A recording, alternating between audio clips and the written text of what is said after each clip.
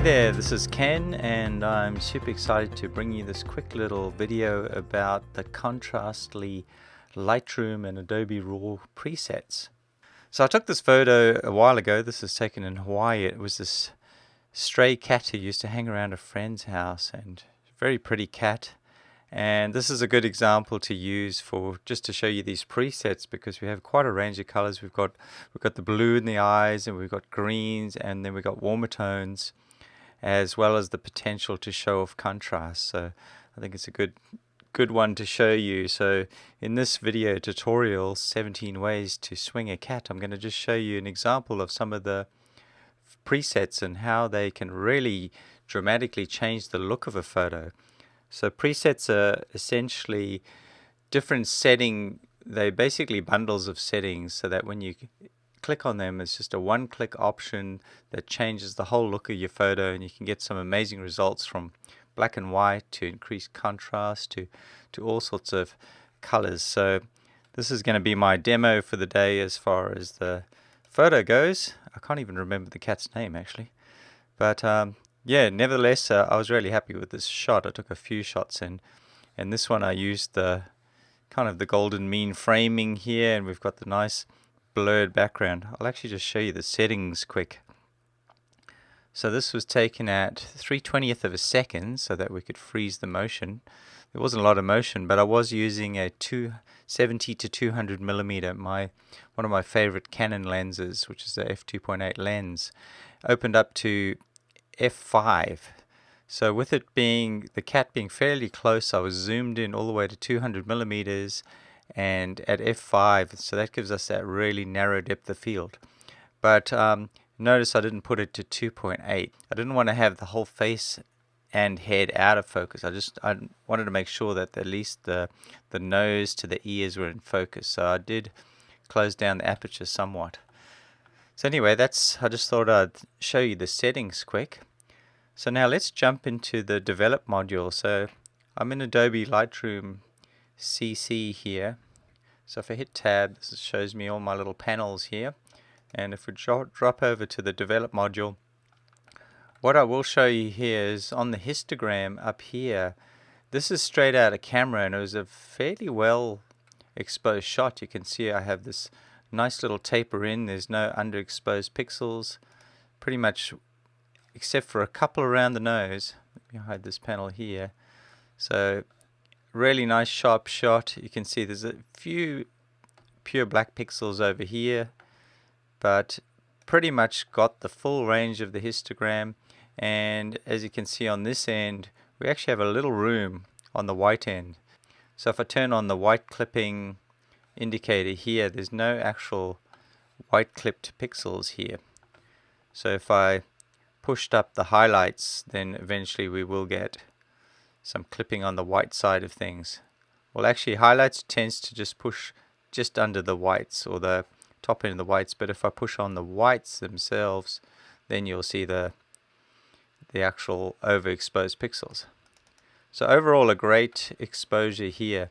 So now what I always talk about is when I take photos in the camera, I try to get the focus where I want it. That's pretty key, because it's really hard to bring back focus once you're in the computer trying to edit your shot. So you really want the focus where you want it to be. You can certainly blur things in the computer, but I really like to have it right in camera. And then I want to make sure that I have a good exposure range. I'm not losing any information. So to me, it's really about getting the raw materials for a great shot, but knowing that I'm going to go into Lightroom mostly, or Photoshop, to actually make any final tweaks to get really the image I want. So it's really about getting the raw materials and literally taking a raw file so that you actually have more information to be able to tweak, and then you bring it in Lightroom, and then you can just really give it the look you want and create the final output. So now let's dive into the contrastly presets that I'm talking about. So a fantastic range, and I'm going to show you the 17 example versions in a minute, but first of all I'm just going to call up this panel just to show you. So contrastly, they have this amazing range, and starting with And what happens is when you install them, you have all these subfolders. So even though there's a lot of different presets, you can really jump to different sections and find the look you want. And it's also easier to remember the settings you chose. So we got all the way from age films. And actually now Lightroom allows you to just hover over the more recent versions of Lightroom, and you can actually see the preset kick in straight away. Actually, I like that one. That's really nice. So you can see like dramatic differences. Now this is just mimicking different films, and so it's quite amazing. So really, sometimes you'll choose a preset and it'll be like a one-click solution. So let's say I like this one here. I click that and you've applied it, and it's done all the little tweaks in your settings here, and that's ready to go. It's just been a one-click situation. Now sometimes you can come back and you can also tweak it as well, of course. So you do the preset, and then maybe I want to push the whites up a little just to expand that range all the way to the edge of my histogram. And there we go. So you're definitely free to come in and tweak it afterwards. So that's why I said that these can be essentially your starting points. So you just like really quickly get to where you want to be, like the overall look, and then you just tweak the little settings just so that you can fine tune it the way you want to. Because different photos are going to have different characteristics as far as, like, one might be less exposed, one might be more exposed. So sometimes you might want to pull down the highlights a bit because a preset might be overdoing it. So let me undo that. So if you go Command or Control Z, I can undo the whites, and I can actually undo the whole preset and take us back to the original. So this is all the H films. There's all sorts. There's desaturated cinematic, and that has a whole bunch of cool effects. You can see sometimes if I cross over a preset, you'll notice that the highlights got a little bit blown out there. It just depends on the settings. So that's when you might want to pull those back a bit. But just such a fantastic range. So it's really more than you need as far as presets go. And I mentioned in the email that I literally spent hours going through these, just trying out all the different ones. So now, one thing I did do is what I did is I actually went and right-clicked and created a snapshot in each case. So create a virtual copy. So what I did is I made a virtual copy, and then I applied a preset. So I have the original frame plus the examples to show you. So I just went through the process of making a bunch of virtual copies and then applying different presets just to show you kind of the range. And there's faded, and there's a bunch of cool black and whites. There's some lomography ones, and so yeah, just a fantastic range. Some really cool black and whites. Now the interesting thing with the black and whites is it's pushing different colors. And what happens when you push different colors in black and white, they will become lighter or darker depending on the color. So for instance, if I go down to blues with the eyes, you'll really notice that on the eyes actually. So you can see here I'm pushing the blues up, and you can see the eyes are really starting to pop. Let me go in closer for that, and I'll move this panel out of the way. So you can see different levels of blue. So that's really making the eyes striking, and it's bringing more contrast overall to the image because it's pushing the reds back, so it's making the reds darker. So when you're doing this, you can actually, if you're on the right panel that's being affected, you'll see the little sliders move as these change. And actually there are some presets that are all about just pushing up and down certain things like color boost, and you're just changing the values of certain things in your image. So it's a quick way of seeing the different effects of different settings. So they're not all full looks. Some of them are actually just looks where you're just changing a certain thing and you want different values of that, so that you can just quickly scroll through them instead of actually manually doing it on the slider. This gives you a nice overall look and a quick view of how that particular setting or group of settings will affect your image. So yeah, it keeps going, and then there's even some solar spots, which is kind of cool. There's some flare, like lens flare kind of things, and then there's these solar ones. Let me zoom out for these because you can really actually have a real particular look to them. So this is like putting solar flares in different I really like some of the look of these. So these would be great for portraits generally, where you just have that like sun flare. And actually I'm going to turn off the white highlights just so that's not distracting us there, because I just want to get the overall feel. So obviously there's different levels. Sometimes low is high, mid and low. There's 3 options. So for this image I'm really pushing the exposure already, so the low looks better. I'm not overexposing as much. And then there's different lens flares for different positions in your image. So I mean you could just spend a while just playing with these solar spot ones. So really pretty cool. And then of course for any wedding photographers out there or portrait photographers, you'll get all these nice kind of romantic looks, which are fantastic. But you're starting to get an idea of kind of the range of looks you get with just this. I mean, just from this one here to this one here, there's quite a dramatic look as far as the contrast and the overall feel of the image. So it's really about getting the feel that you want, and it just makes it a lot of fun to play with your photos.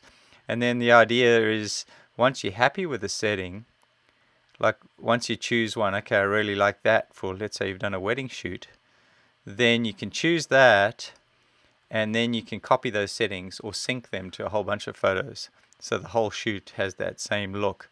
That's usually a typical way you'd want to do it. Or you might just have an individual shot in that look, you know, if you're going to sell that as a print and it's a very particular shot that you want that look. So overall, I was super impressed, and it's definitely given me hours of fun playing with these contrastly presets. And it can really shorten your workload as far as getting a look you want without having to be a Lightroom guru. You can really find something that'll suit you, and then you just make a note of which folder it's in, and you can basically reach for that anytime you want. Now, as far as purchasing goes, actually I'm going to show you all my presets I did before I jump into showing you the actual page where you purchase this. Let's see, I'm going to undo my last preset, undo mode change, let's go into there. Oh, it's undoing the mode change. I actually want to undo my preset. I'm on before mode here, so before and after, so I actually have to undo that whole preset. And just to give you an idea of all the different tests I did, so I just went to those different folders and just essentially just did a sample. And I'm just going to go lights out mode for the full dramatic effect here. And now if I go into grid view, here's all the presets I did. So I just wanted to really give you an idea of the range. Like this is the same photo and basically portrayed in quite a few different ways and totally different looks. And if I actually go press the E key, so I go full. So this is our original. I'm just going to flick through them quickly just to give you an idea. So this is really nice. I like this one, really light and colorful. Now this is a real like soft romantic look, and I really like the look of this one as well. And also soft, but this is like a soft black and white. And now this is dramatic, and I'm actually going to show you how you can tone these down in a second.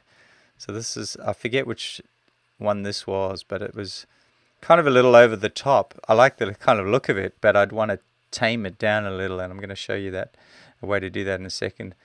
This one I really love, really contrasty around the eyes, nice soft look. So you can see it's just dramatically changing this photo, and this is real contrasty. So this is a nice real contrasty black and white, as opposed to this one. Now we've got almost like a snow leopard or a snow cat look here, and with the same image. So we've gone from that to that just with literally one click of a mouse, and then a nice really soft warm shot. And as you can see, it's just, yeah, just wonderful range of variation. And then the way it is nice, real contrasty, kind of blown out look, but real contrasty, makes the eyes really pop. And actually, that's one thing about this image. The eyes are like super sharp and super stunning. So you can imagine doing these presets and just finding one that just really makes your photo look amazing, and then you print it. So you could get some really artistic prints for the wall using these presets. This is one of those light flare ones, or solar spots, and that was it. So let's go back to our grid. So this is just obviously a teeny sampling because there's 1,300 presets in all, and as you flick through them, some of them might be more similar, like those ones where it's just changing the variation of a particular setting, but there's so many unique looks in here. It's quite fantastic, and it's really, I wouldn't need to reach for another preset bundle at all, because this would give me months of playing with different ones and finding out, and just taking a note of my favorites. Like, I tend to write down on a piece of paper which ones I want to come back to in future, and the ones that I consider my favorites. So what happens is, when you purchase, and John kindly gave me this huge discount for you, so hopefully you can get in on that in time at the link below. But what happens is there'll be a download page. I'm just going to pop out of here, and so what you'll be sent a login, and you log in, and there'll actually be a page where you can download. So it'll be your products page, and then you hit download, and it comes down as a zip file, and he has super cool instructions too, really easy to follow. He'll show you exactly how to install for Lightroom on a Mac or Windows or Adobe Raw. Now we'll show you something. I might have something peculiar about my Lightroom, and if you have this issue too, you might want to try the way I installed it, because what I found is, I'm just hitting tab here to get let's get my panels back here.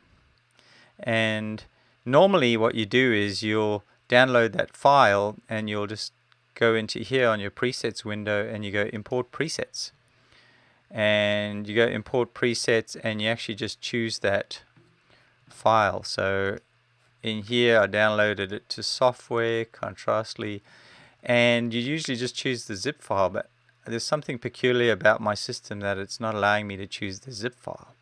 So that was an issue. I'll have to figure out how to resolve that. But what I found is I can actually go into any of my presets, like I have other presets in here, and if I just right click, actually let me go choose one of the other ones, some of the ones that I've set up. So I have my own DPI presets that I created, which some of them look pretty good on this image too, actually. Like, I like the look of that one, Forest Punch. So if I go there and I actually show in Finder, and it'll be similar on a Windows as well, you'll be able to show in Explorer, then it'll actually bring up the actual folder of where those files are. And let me show you where those are. So what it is it actually puts it in a folder under Camera Raw. So now this is just going to show you exactly where these presets are. So what I did is I showed that folder, and it shows it under Camera Raw, Settings, Camera Raw, and then Settings, and then I just dragged the entire zip file folder. I unzipped it, and I dragged the whole folder into there under Settings here. And then when I restarted Lightroom, it had put them all in the right place. So it popped the folder structure and everything. So that's what worked for me. Sometimes you can go into Lightroom and say preferences, show Lightroom presets, but for some reason I am having this issue with my computer, and if you have the same problem, then just do it the way I did it. But this shows me Adobe Lightroom, and then develop presets is really where it would be, and it throws a file in there, but it's not really the install files, it's some other kind of format. So putting the file in there didn't really work for me. So definitely do it the other way. this definitely worked for me, where you just choose one of the other presets, find out where your computer's putting them, and then you just drop that whole folder there unzipped, and it'll actually propagate it. So, but if your system is behaving and you can just go import preset and choose the zip file that you downloaded, then that'll work even better. Now I want to just bring up something else, which is there's this cool little plugin, and actually Phil Steele mentioned it. I saw it in one of his little blog articles, and it's a plugin called Opal. It's really useful, and what it is it's a way of toning down or changing the value of the preset. Because what happens is when you do a preset, and I'm actually going to call up my different examples because I want to show you that one that was a little over the top. Where is it? Over here. So this one is so this is before and after, because I took a snapshot of my original image. That's the original and that's after, and I was mentioning that that's kind of a little too strong in the settings, so I could literally go in here and like tweak all the settings and tone it down. But there's this plugin called Opal that you install, and it's really inexpensive. It's literally $10–15, and you download it and you run the install program, and once you run the program it puts it in a folder, and all you have to do is go plugin manager and you add the plugin, and it'll actually literally show you where it is, and it'll automatically put the file will be there called opal.lr plugin, Lightroom plugin. So you just choose that and go OK, and I've already done that, so I'm not going to do it now. And what it does is once you've applied a preset, you just push the up arrow and it pops up this Opal slider. So now I'm in it basically starts off with at the preset level, which is called 10, and then you just can tone it down. And as I'm toning it down, you can see it actually is changing settings. It's basically very smart. So actually I just liked it there, like about 6. So as opposed to 10, which I just thought was a little over the top, about 6 is really the look I'd want. So now that's something I could print, and you can see it's actually toned it down so that we're within the full range of our histogram. And then if you go all the way to 0, that's your original. So it's a super handy tool for a really decent price. And then of course you can ramp up the effect too, which obviously it falls apart in this case because this effect's pretty extreme. This preset's really extreme, so I wouldn't do that in this case. But it's super intelligent. I forget the guy's name. Nathan, I think, created it. And yeah, so then you can just go, okay, I want to just have that as 6 and apply, and it's looking a lot better. So just definitely worth looking at, and I'll have the link below. If I can't get a discount coupon, I'm just going to put Phil's one in there. I think he gets a commission for that, but I really want you to be able to get a good price on that as well. So I'll just have the link that Phil provided for that, so he can get a little bit of commission for that, because I really want you to have that in your hands for whether you buy the whole Contrastly preset bundle or not. That Opal tool is definitely worth getting. And that pretty much sums it up. So I hope you found this little video demo of Contrastly presets useful. And before I go, I just want to show you quickly that it does, when you put it in the folder that I showed you, it does automatically put it in Camera Raw as well. So if I pop up Photoshop, okay, we're going to go from cats to dogs for you dog lovers out there. This is a hilarious shot I took of my dog shaking off the snow the other day, this a couple of weeks ago.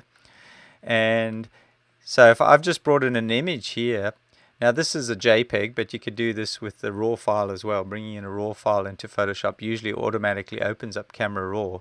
But the other way is you can bring any image and then you go into Filter and Camera Raw Filter, and you can pop it up that way. So once that filter panel pops up, the computer's a little slow today. Okay, so this is your Camera Raw interface, and it has much of the settings you're used to in Lightroom. It has more of a Lightroom look as far as the panel goes. Now, obviously if this is a raw file, you have a little bit more to control. There's more values you can play with, and you can recover highlights and shadows more.